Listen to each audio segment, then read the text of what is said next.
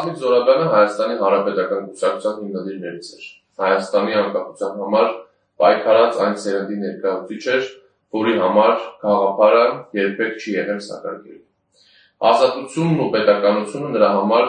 վեր էին անձնական անվտանգությունից, բարեկեցությունից և նույնիսկ ազատությունից։ Խորհրդային տարիներին 10 տարվա ազատազրկման սպառնալիքի և Սիբիրի անմարդկային պայմանների մեջ անգամ նա չընտրեց հարմարավետությունը։ Երբ նրան առաջարկվեց հրաժարվել անկախության գաղափարից ազատության դիմաց, նա մերժեց անգամ համտեսել իր տան բակից բերված դեղձը։ Այդ պահին նա ընտրեց ոչ թե տունը, այլ հայրենիքը։ Սա պարզապես անցյալ չէ, սա արժեքային սահմանագիծ է։ Հայաստանի Հանրապետական կուսակցության բոլոր սերունդները հիշում են Ռազմիկ Զոհրաբյանի գործը ոչ թե որպես պատմություն, այլ որպես չափանիշ, որպես հիշեցում, որ պետականությունը պահվում է սկզբունքներով, ոչ թե հարմարությամբ։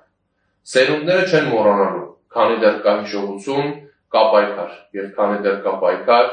կա պետություն։ Մի պատմություն կա Ռազմիկ Զոհրաբյանի մասին,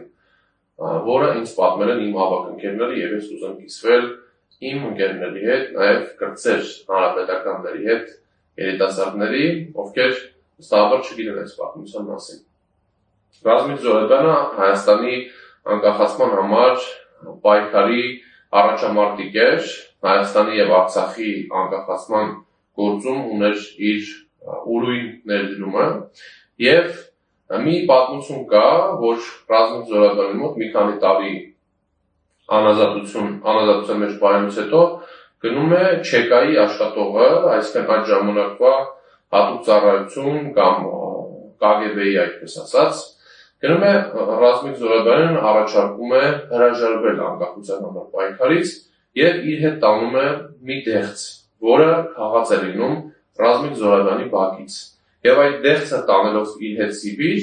առաջարկում է Ռազմիկ Զոհրաբյանին հրաժարվելով պայքարից նաև համտեսել այդ դեղձը և հրաժարվելով հետ վերադառնալ տուն և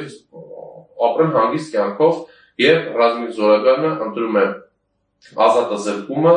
ընտրում է հայրենիքը, ընտրում է ազատությունը և